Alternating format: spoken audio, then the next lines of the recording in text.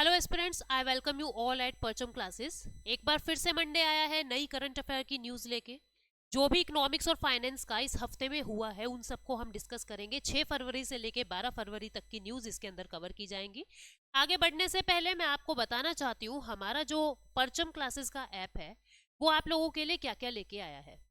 जनवरी 2022 से लेके दिसंबर 2022 तक की कंप्लीट जो आपकी न्यूज़ होती है वो सारी हम लोगों ने एक बुक में कंपाइल कर दी है जिसको हम ईयर बुक कह रहे हैं। और चाहे कोई एस्पिरेंट हिंदी मीडियम का है चाहे कोई एस्पिरेंट इंग्लिश मीडियम का है, कोई प्रॉब्लम नहीं है। दोनों मीडियम के लिए हमने अलग अलग बुक जो है वो रेडी की है। आप लोग ई पीडीएफ चाहते हैं तो आपको क्या करना होगा, परचम क्लास ऐप डाउनलोड करना होगा और परचम क्लासेस ऐप पे आपको इसका ई पीडीएफ मिल जाएगा। पहला तो ये। और दूसरा, अगर आपको इसकी हार्ड कॉपी चाहिए यानी आपके द्वार तक आपके घर तक अगर आपको ये बुक चाहिए तो आपको परचम स्टोर इन पे परचम स्टोर डॉट इन पे इसको ऑर्डर प्लेस करना होगा कि हमको कितनी हार्ड कॉपी चाहिए और कब चाहिए। ठीक है, तो ये एक आपको करंट अफेयर के बारे में मैं बताना चाह रही थी। परचम क्लासेस ने आप लोगों के लिए सारी करंट अफेयर जो है एक जगह कंपाइल करके दे दिया है। दूसरा, मैं अपने कोर्सेज के बारे में आपको कुछ बताना चाहती हूँ। एक कोर्स चल रहा है एसएससी जीए का कोर्स। ये जो कोर्स है टीयर 1 वाले एस्पिरेंट के लिए, टीयर 2 वाले एस्पिरेंट के लिए, किसी भी आप कॉम्पिटिटिव एग्जाम की तैयारी कर रहे हैं, वो आरबीआई ग्रेड बी हो चाहे कोई भी हो, ठीक है, ग्रेड बी तक की सभी एग्जाम में ये जो कोर्स है आपको बेनिफिशियल होगा। ये कंप्लीट रिकॉर्डेड बैच होगा। डे 1 पे आपके हाथ में कंप्लीट सिलेबस होगा। इसके अंदर हिस्ट्री, ज्योग्राफी, पॉलिटी, इकोनॉमी सब कुछ कवर करवाया जा रहा है इंक्लूडिंग स्टैटिक जीके। एक कोर्स चल रहा है, आप लोगों को बता दूं कि इकोनॉमिक्स का कोर्स चल रहा है। उसमें सिर्फ इकोनॉमिक्स हम लोग कर रहे हैं, उसको मैं करवा रही हूँ। ठीक है, बिल्कुल जीरो से लेके हाई लेवल तक की इकोनॉमिक्स उसके अंदर करवाई जा रही है। दोनों ही कोर्सेज पे अगर आपको 10% का डिस्काउंट चाहिए, 10% ऑफ चाहिए, देन यूज कोड पायल10 टू गेट 10% एक्स्ट्रा ऑफ। ठीक है, तो ये डिटेल मैं आपको देना चाह रही थी। अब हम देखते हैं इस हफ्ते की पिटारे में अपने को क्या क्या पढ़ना है।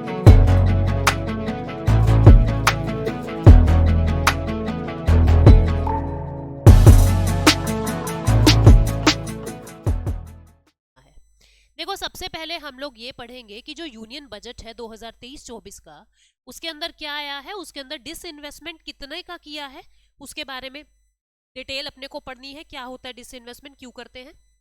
आरबीआई ने रेपो रेट बढ़ा दिया है। ठीक है, गवर्नमेंट ने विंडफॉल टैक्स जो है वो बढ़ा दिया है। क्या होता है विंडफॉल टैक्स, इसको पढ़ेंगे। फिर गुजरात ने ओईसीडी के साथ एक एग्रीमेंट साइन किया है जिसको पीसा एग्रीमेंट कह रहे हैं। व्हाट इज पीसा, समझेंगे। उसके बाद डियरनेस अलाउंस को भी बढ़ाया गया है। क्या होता है डियरनेस अलाउंस, इसको देखेंगे। उसके बाद नेक्स्ट न्यूज है कि जो एमएनआरई है यानी ministry of new and renewable energy है, उसने पीएम कुसुम जो स्कीम थी वो मार्च 2023 तक के लिए थी।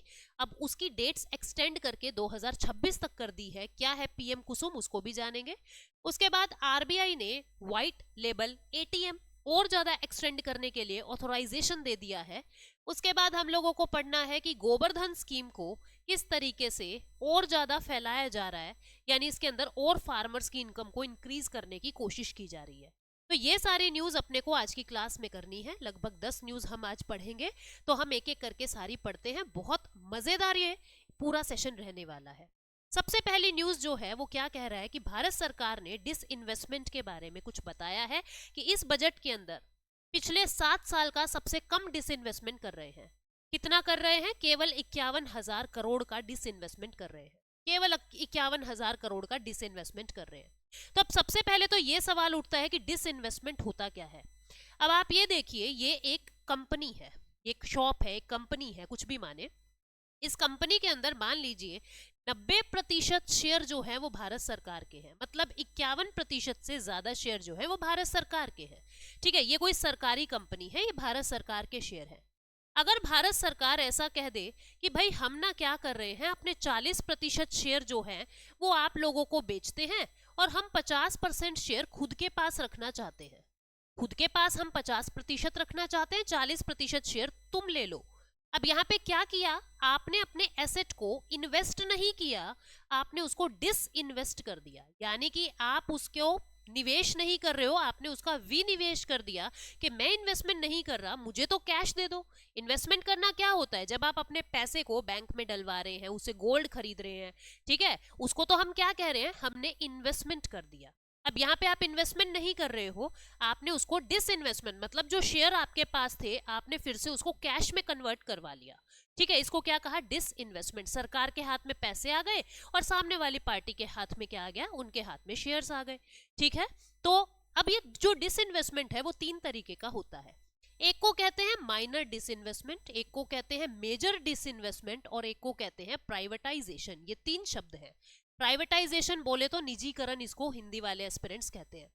माइनर डिसइन्वेस्टमेंट में क्या होगा, आप शेयर तो बेच रहे हो लेकिन 51% शेयर अभी भी भारत सरकार के हाथ में ही है। आपने बेच दिए, 49% तक आपने बेच दिए, बट 51% शेयर अभी भी भारत सरकार के ही हाथ में है, ठीक है। मेजर के अंदर क्या होगा, 51% से ज्यादा शेयर आपने किसी को बेच दिए, 51% से ज्यादा शेयर आपने किसी प्राइवेट एंटिटी को बेच दिए हैं और 49% शेयर जो है वो आपने अपने हाथ में रखे हैं, ठीक है। बहुत कम आपने अपने हाथ में रखे हैं, मेजॉरिटी शेयर जो है वो आपने बेच दिए हैं, इसको हम क्या कहेंगे, ये है मेजर डिसइन्वेस्टमेंट। और प्राइवेटाइजेशन क्या है, जब आपने 100% शेयर जो है वो किसी को बेच दिए हैं, 100 के 100% शेयर आपने किसी प्राइवेट इंसान को बेच दिए हैं, आप उसको क्या कहेंगे कि हमने प्राइवेटाइजेशन कर दिया है।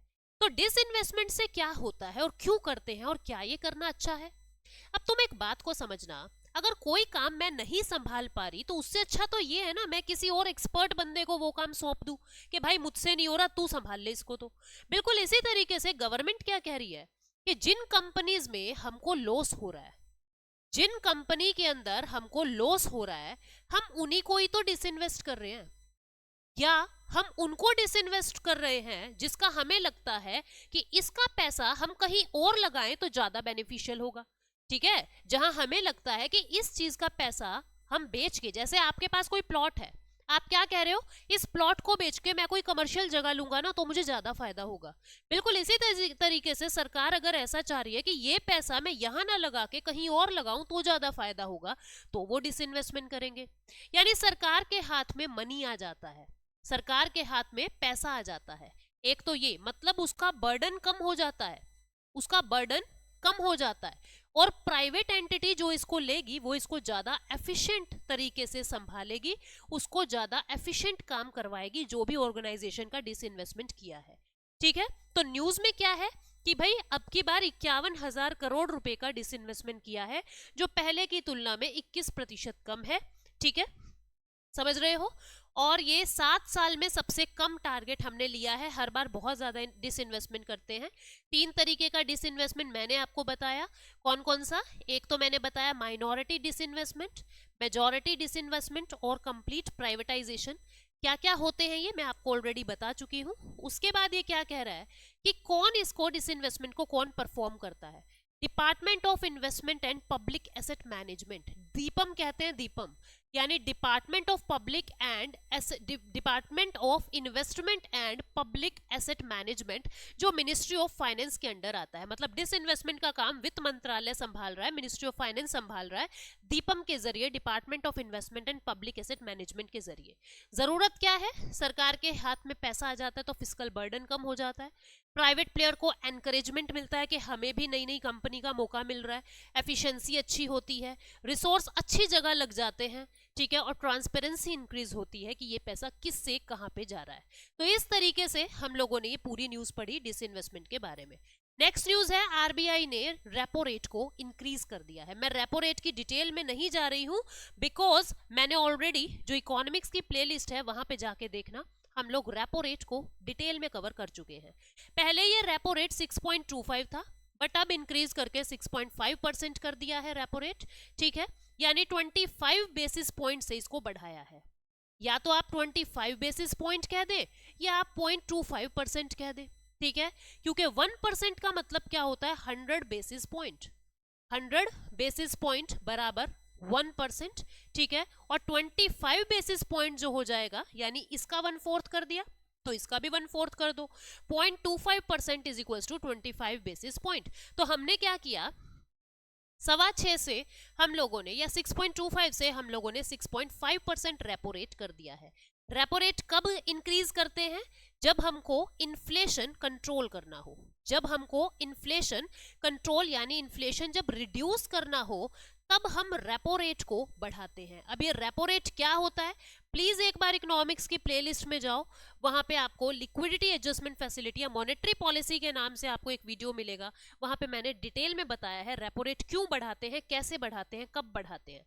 ठीक है, तो रेपो रेट इन्फ्लेशन को रिड्यूस करने के लिए होता है। अब सवाल ये उठता है, इसको बताता कौन है कि कितना रखना है? इसको मॉनेटरी पॉलिसी कमेटी बताती है। मॉनेटरी पॉलिसी कमेटी एमपीसी इस बात को बताती है कि कितना रेपो रेट रखना है। ठीक है, एमपीसी ये आरबीआई एक्ट 1934 के अंडर बनी है। आरबीआई एक्ट 1934 सेक्शन 45 ZB के अंडर ये बना है 2016 में। ठीक है, इसके अंदर टोटल 6 मेंबर्स होते हैं। टोटल 6 मेंबर्स होते हैं। 3 मेंबर्स आरबीआई की तरफ से होते हैं और 3 मेंबर जो हैं वो गवर्नमेंट ऑफ इंडिया की तरफ से होते हैं। इन 3 मेंबर आरबीआई में से एक होता है आरबीआई गवर्नर।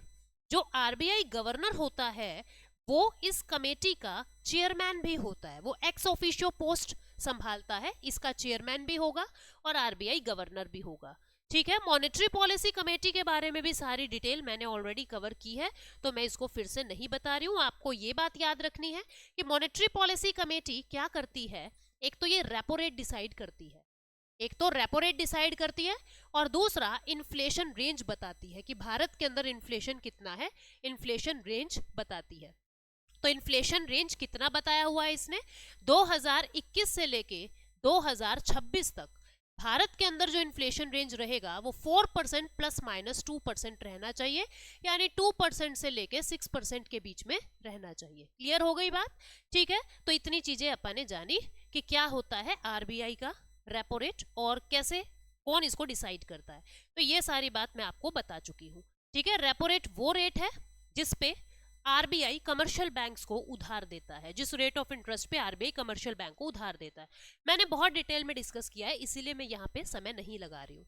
अगली न्यूज जो है वो है गवर्नमेंट ने विंडफॉल टैक्स जो है वो इंक्रीज कर दिया है। अब ये विंडफॉल टैक्स एक नई चीज आई है, इसको समझ लेते हैं।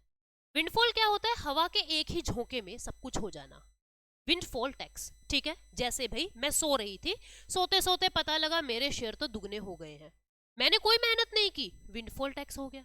ठीक है, मैं खुदाई कर रही थी जमीन की और एकदम से इतना सारा सोना निकला, मैंने कहा यार मैं तो हवा के एक ही पल में बिल्कुल मैं अमीर हो गई, विंडफॉल टैक्स, विंडफॉल गेन हो गया है। ठीक है, विंडफॉल गेन मतलब लॉटरी में, सट्टे में आप एक चुटकियों में जीत गए हो, दैट इज विंडफॉल गेन। आपके बिना एफर्ट्स से आप जीते हो, उसको कहते हैं विंडफॉल गेन। अब जो ये विंडफॉल गेन होता है, अब आप फायदा कर रहे हैं, ले रहे हैं और सरकार को नहीं दे रहे हो वो प्रॉफिट, तो सरकार के तो भैया दिक्कत हो जाएगी। बिल्कुल इसी तरीके से भारत सरकार ने क्या कहा कि जितनी भी ऑयल कंपनीज हैं, जितनी भी डीजल की कंपनी है, जितनी भी एविएशन टरबाइन फ्यूल की कंपनी है, जितनी भी क्रूड की कंपनी है, इन कंपनीज को यूक्रेन क्राइसिस की वजह से, यूक्रेन क्राइसिस की वजह से, भाई समझ के देखो, आपने 20 रुपए पर बैरल, 20 रुपए पर बैरल का ऑयल खरीदा था, 20 रुपए पर बैरल का ऑयल खरीदा था। ठीक है, लेकिन हुआ क्या, यूक्रेन क्राइसिस हो गए, जिसकी वजह से क्या हुआ, जो आपका माल 20 रुपए का आया था वो 100 रुपीज का हो गया। अपने आप, आपने कुछ नहीं किया, लड़ाई हो रही है जिसकी वजह से ये महंगा हो गया, आपको तो प्रॉफिट हो गया ना बैठे बैठे। इसको क्या कहेंगे, विंडफॉल। सरकार ने क्या कहा कि अगर आपको विंडफॉल गेन हो रहा है तो आपको टैक्स भी ज्यादा देना पड़ेगा। दिस इज द न्यूज कि जो विंडफॉल गेन होगा उस पे टैक्स इंक्रीज कर दिया गया है। ठीक है, आप देखेंगे कि विंडफॉल टैक्स क्या है कि एनर्जी प्राइस राइज अगर हो रहे हैं किसी भी कंपनी के, मतलब टैक्स द प्रॉफिट, जितना प्रॉफिट आपको हो रहा है, कौन सा प्रॉफिट, अनप्रेसिडेंट इवेंट का, आपको नहीं पता होने वाला है, अपने आप हो रहा है, उन इवेंट्स के ऊपर जो भी प्रॉफिट आपको हो रहा है उसको आपको ज्यादा टैक्स अब देना पड़ेगा। ठीक है, ये कैसा होता है, ये अनअर्न्ड होता है, ये अनएंटिसिपेटेड होता है, इनकम का गेन होता है। ठीक है, तो सरकार ने क्या कहा कि आपको इस पे टैक्स देना पड़ेगा।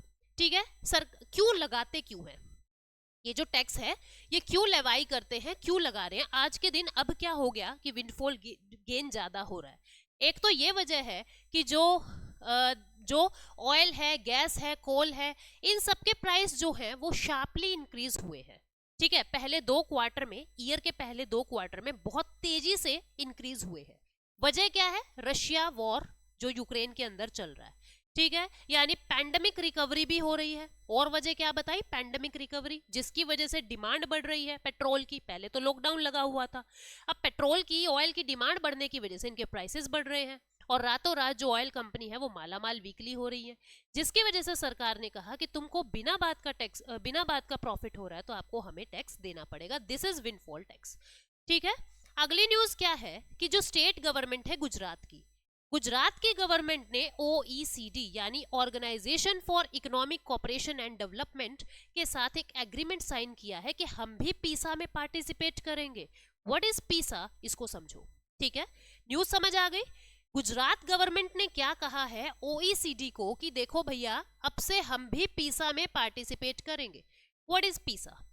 ये ना एक इंटरनेशनल कंपटीशन है, ये एक इंटरनेशनल कंपटीशन है। जैसे अपने यहाँ जेई का, नीट का पेपर होता है ना, ऐसे ये इंटरनेशनल कंपटीशन है। ठीक है, इस इंटरनेशनल कंपटीशन में क्या होता है? मैथ साइंस और आपकी रीडिंग स्किल चेक की जाती है, आपकी रीडिंग स्किल्स चेक की जाती है।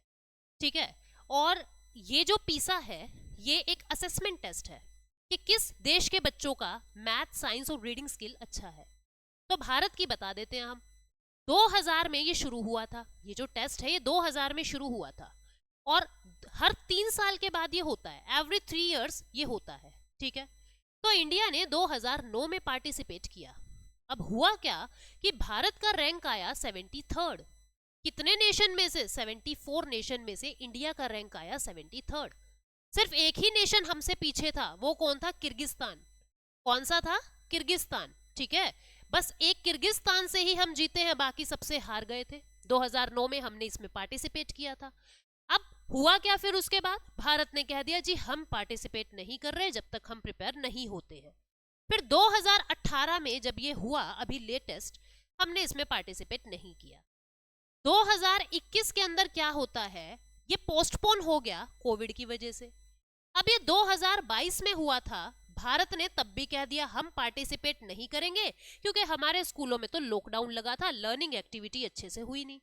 तो 2023 में गुजरात ने ये कहा है कि भाई अब जब भी तुम करोगे 2025 में, तो हम भी उसमें पार्टिसिपेट करेंगे, हमारे बच्चे भी पार्टिसिपेट करेंगे। This is the news. ठीक है, अब हम इनकी माइन्यूट डिटेल के बारे में जान लेते हैं। ये क्या कह रहा है? कह रहा है कि जो ये एग्रीमेंट है किसके बीच में साइन हुआ है? समग्र शिक्षा अभियान के जो डायरेक्टर हैं, जिनका नाम है रत्नाकवर गदवीचरण, ठीक है, और OECD के डायरेक्टर केविन ओ ब्रियन के बीच में हुआ है। ठीक है, गुजरात के अंदर ये हुआ है। और उसके बाद ये क्या कह रहा है, इससे क्या होएगा? गुजरात वो फर्स्ट इंडियन स्टेट बन गया है जो इस एग्रीमेंट को साइन कर रहा है। इससे रीडिंग, मैथ्स और साइंस के अंदर स्टूडेंट्स की नॉलेज इंप्रूव होगी, आपकी क्रिटिकल थिंकिंग बढ़ेगी, प्रॉब्लम सॉल्विंग की जो कम्युनिकेशन स्किल है ये सब बढ़ेंगी। ठीक है, और आपकी क्वालिटी लर्निंग जो है वो इंप्रूव होगी। फिर ये कह रहा है कि 2022 में, पीसा 2022 के अंदर जो हुआ था, जिसमें हमने पार्टिसिपेट नहीं किया था, 85 कंट्रीज ने पार्टिसिपेट किया था, सितंबर 2022 में हुआ था। 6300 स्टूडेंट्स ने 15 साल 3 महीने से 15 साल से लेके 16 साल के जो बच्चे होते हैं उन्होंने इसमें पार्टिसिपेट किया था। 3 सब्जेक्ट्स कौन से थे? Reading skills, maths and science. Main survey result अभी तक नहीं आया है। इंडिया और पीसा का क्या रिलेशन है? 2009 में हमने पार्टिसिपेट किया था, किर्गिस्तान हमसे पीछे था, सेकंड टॉपर थे पीछे से। ठीक है, अब क्या कहा हमने? 2021 में ये पोस्टपोन हो गया। 22 में हमने कहा भाई कोविड की वजह से हम तो कर नहीं रहे हैं। ठीक है, और हमने क्या कह दिया कि पीसा 2022 में, क्योंकि लर्निंग लेवल बिल्कुल क्लोज हो चुका था, हमारे बच्चे तो पढ़े लिखे हैं ही नहीं घर पे, तो हम तो अब हिस्सा नहीं लेंगे। ठीक है, तो ये पूरी न्यूज थी कि 2022 के बाद अब जब भी होगा हम भी हिस्सा लेंगे, हमने कह दिया है। ये OECD क्या है? OECD 1948 में मार्शल प्लान के तहत organisation for European economic cooperation की तरह बनी थी, लेकिन 1961 में इसका नाम बदल के OECD कर दिया। इसके अंदर जितने भी मेंबर्स होते हैं वही होते हैं जिनका HDI ह्यूमन डेवलपमेंट इंडेक्स बहुत अच्छा हो, यानी लिटरेसी लेवल, यानी life expectancy, per capita income बहुत अच्छा हो। भारत इसमें नहीं है क्योंकि भारत का HDI रैंक इतना अच्छा नहीं है। India is not the member. ये एक इंटर गवर्नमेंटल ऑर्गेनाइजेशन है। 38 मेंबर जो हैं इसके अभी हैं और इसका हेडक्वार्टर पेरिस फ्रांस के अंदर है। ठीक है। डियरनेस अलाउंस पे अगली न्यूज है कि डियरनेस अलाउंस जो है वो इंक्रीज कर दिया है। What is dearness allowance? Dear क्या होता है? डियर कहते हैं ना, डियर मनी पॉलिसी अपना ली है। डियर का मतलब क्या होता है? प्यारा। और प्यारी वही चीज लगती है जो थोड़ी हो। जब पैसा बहुत, मतलब जब इन्फ्लेशन जो है वो बढ़ रहा है, ठीक है, और चीजें कम हो रही है, चीजें कम हो रही है, हमें क्या करना पड़ेगा? जब इन्फ्लेशन बढ़ रहा है, आप समझना इस बात को, जब इन्फ्लेशन बढ़ रहा है तो हमें क्या करना पड़ेगा? लोगों को कहना पड़ेगा कि भाई तुम इतनी डिमांड मत करो, डिमांड कम करो। यानी उनको क्या कहेंगे? पैसा कम यूज करो, तुम्हारे हाथ में पैसा नहीं होना चाहिए, तभी तुम डिमांड नहीं करोगे, तभी इन्फ्लेशन कंट्रोल होगा।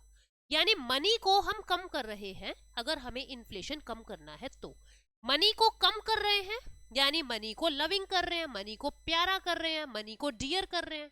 और इसी को ही क्या कहते हैं? Dear money policy.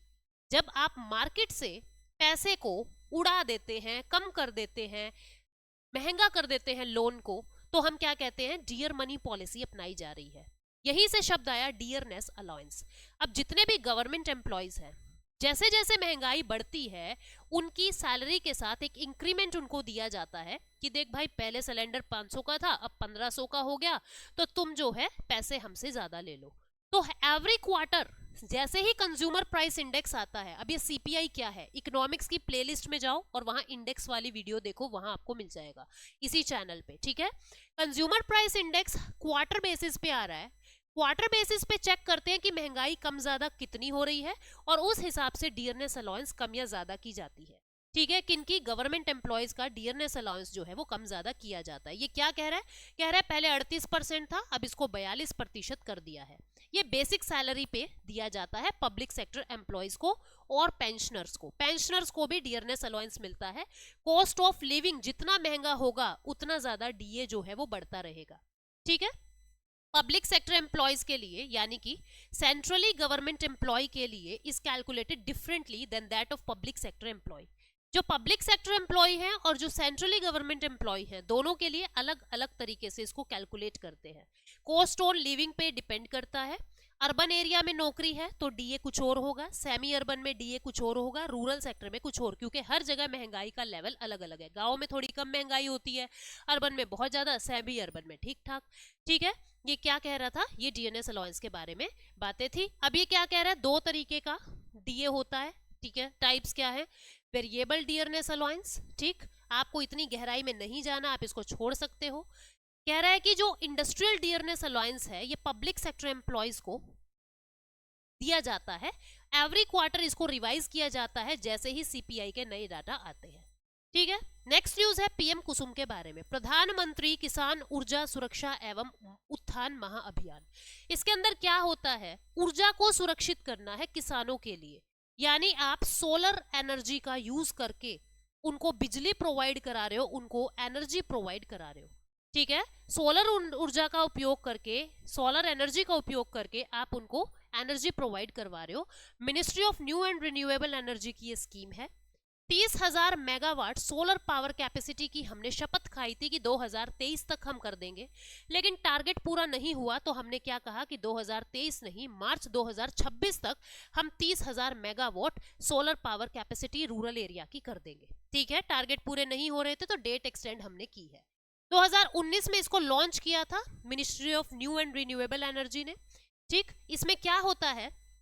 Of grid solar pump जो है रूरल एरिया के अंदर लगाए जाते हैं, यानी सोलर पंप जो है वो रूरल एरिया में लगाए जाएंगे, ग्रामीण क्षेत्रों में लगाए जाएंगे। ठीक है। और सब उन बिजलियों को एक ग्रिड से कनेक्ट कर दिया जाएगा। मान लीजिए ज्यादा बिजली आपने बना दी है, ज्यादा प्रोड्यूस कर दी है, सूर्य ने ज्यादा एनर्जी प्रोड्यूस कर दी है, तो आपको वो एक ग्रिड से कनेक्ट करनी पड़ेगी ताकि एक्स्ट्रा एनर्जी जो है वो आपकी वहां जाके यूज हो जाए। इसमें क्या करेंगे? 10,000 मेगावाट जो है उसको grid connected renewable power plant से जोड़ा जाएगा। 20 lakh solar powered agricultural pump लगाए जा रहे हैं और 15 लाख एग्रीकल्चरल पंप जो है वो ऑलरेडी ग्रिड से कनेक्ट कर दिए हैं, यानी सोलर में कन्वर्ट कर दिए हैं। ठीक है, तो ऑब्जेक्टिव यही है कि जो फार्मर हैं वो सोलर पैनल से जितनी बिजली बने उसको बेचे ग्रिड में, जिससे उनकी इनकम भी बढ़ेगी। ठीक है, जिससे उनकी इनकम बढ़ेगी और सोलर पावर जनरेशन कैपेसिटी बढ़ेगी, जिससे जो है हमारा एनवायरमेंट भी सेफ रहेगा। फायदे क्या है? एनर्जी मिल जाएगी, क्लाइमेट सही रहेगा, एम्प्लॉयमेंट और एम्पावरमेंट मिलेगा। जैसे जितना भी ये ग्रिड को कनेक्ट करेंगे, जितने भी सोलर पैनल्स बनेंगे, सोलर पैनल पंप बनेंगे, उनको मेंटेन करना, उनको ऑपरेट करना, लोगों की जरूरत होगी नौकरियों के लिए, तो एम्प्लॉयमेंट और एम्पावरमेंट भी इससे मिलेगा। नेक्स्ट न्यूज क्या कह रहा है कि आरबीआई ने वेक्रांजी लिमिटेड को कह दिया है कि ज्यादा से ज्यादा व्हाइट लेबल एटीएम्स को एक्सटेंड कर दो।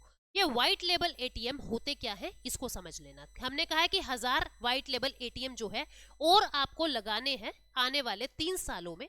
मेट्रोज में अगर एक एटीएम लग रहा है तो सेमी अर्बन एरिया में 2 एटीएम लगने चाहिए और रूरल एरिया के अंदर 3 एटीएम लगने चाहिए। ये उसने रेशो भी बता दी है। व्हाइट लेबल एटीएम होता क्या है? ये वो एटीएम होते हैं, एटीएम की फुल फॉर्म क्या होती है? Automated teller machine. Automated teller machine, ठीक है, ये ऐसी टेलर मशीन होती है जिसको ओन ऑपरेट कोई नॉन बैंक एंटिटी ही कर रहा है। बैंक से उसका कनेक्शन होता है, लेकिन ऑपरेट कौन कर रहा है, सारा काम कौन कर रहा है, गार्ड किसका बैठा है, इंफ्रा किसका लगा है, किसी नॉन बैंकिंग एंटिटी का। अब बैंक और नॉन बैंक क्या होते हैं, फिर से आपको इकोनॉमिक्स की प्लेलिस्ट में जाना पड़ेगा और वहां से आपको देखना पड़ेगा। तो कंपनीज एक्ट 1956 के अकॉर्डिंग आप नॉन बैंकिंग एंटिटीज को अलाउ करते हो इस तरीके के काम करने में। ठीक है, आपने व्हाइट लेवल एटीएम में 100% एफडीआई को भी परमिशन दी हुई है। ब्राउन लेबल एटीएम भी होते हैं, ये वो होते हैं ब्राउन लेबल एटीएम कि ये कॉस्ट शेयरिंग के मॉडल पे लगते हैं। मतलब कि हार्डवेयर जो है वो सर्विस प्रोवाइडर का होगा, लेकिन उसके अंदर जो पैसा लगेगा, उसके अंदर जो नेटवर्किंग और कैश मैनेजमेंट होगी वो किसी स्पॉन्सर बैंक की होगी। ठीक है, जैसे मान लो मैं किसी की सर्विस प्रोवाइडर हूँ, एसबीआई का पैसा है, मैंने कहा तुम मुझे बस पैसा दे दो, तुम बस नेटवर्क कनेक्ट करके दे दो, बाकी सब मैं संभाल लूंगी, मेरा गार्ड बैठेगा, मेरा एसी लगा हुआ है, मेरी लाइट्स लगी हुई है, मेरा डस्टबिन रखा है वहां पे। ठीक है, तो ये सब क्या है, ये ब्राउन लेबल एटीएम। जबकि व्हाइट लेबल एटीएम में सब कुछ जो है किसी नॉन बैंकिंग एंटिटी का होता है। नेक्स्ट न्यूज है last one, this is Gobardhan scheme. Gobardhan scheme के अंदर क्या है, मिनिस्ट्री ऑफ जल शक्ति ने इसको लॉन्च किया है। इट इज वेरी इंपॉर्टेंट, हम गलत कर देते हैं। गोबर से धन बनाना, गोबर्धन, गोबर से धन बनाना, गोबर्धन स्कीम। इसमें क्या हो रहा है कि जो भी आपके पास काऊ डंग होता है आप उसको कन्वर्ट करेंगे बायोगैस के अंदर और फिर उसको बेचेंगे जिससे पैसा बनेगा। सिंपल सा है, गोबर से धन बनाना, गोबर्धन। ठीक है, ये क्या कह रहा है, फार्मर्स जो है 1 लाख करोड़ आने वाले 5 साल में कमा सकते हैं, ऐसा जल शक्ति मिनिस्ट्री ने कहा है। हमने कसम खाई हुई है फार्मर्स की इनकम को दुगना करने की। स्कीम क्या है, पूरा नाम है इसका galvanising organic bio agro resource धन। ठीक है, स्वच्छ भारत मिशन के अंडर इसको चलाया था हमने, अभी ये फेज 2 में चल रहा है। Department of drinking water and sanitation इसको मेंटेन कर रहा है। 2018 में इसको हमने लॉन्च किया था। हम बायोडिग्रेडेबल वेस्ट को बायोगैस में कन्वर्ट करते हैं। ठीक है, और इससे बेनिफिट क्या होंगे, एक तो कंट्री के लिए स्वच्छता फैलेगी, दूसरा फार्मर्स को एनकरेजमेंट मिलेगा, इनकम सोर्स बढ़ेगा उनका, रूरल पीपल के लिए बेनिफिशियल हो जाएगा, विलेज को क्लीन करना आसान है, विलेज को सैनिटाइज करना आसान है, जिससे लाइफ स्टॉक हेल्थ जो है वो अच्छी होगी, सेल्फ रिलायंस बढ़ेगा, यानी रूरल जो है वो सेल्फ डिपेंडेंट हो जाएंगे, और फ्यूल सप्लाई जो है मार्केट में वो अच्छी हो जाएगी, ऑयल कंपनीज के ऊपर आपकी थोड़ी सी डिपेंडेंसी कम हो जाएगी।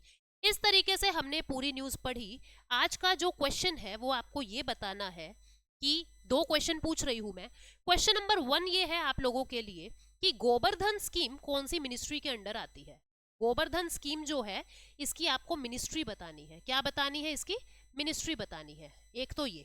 ठीक है, दूसरा आपको ये बताना है कि repo rate is increased. A option है टू रिड्यूस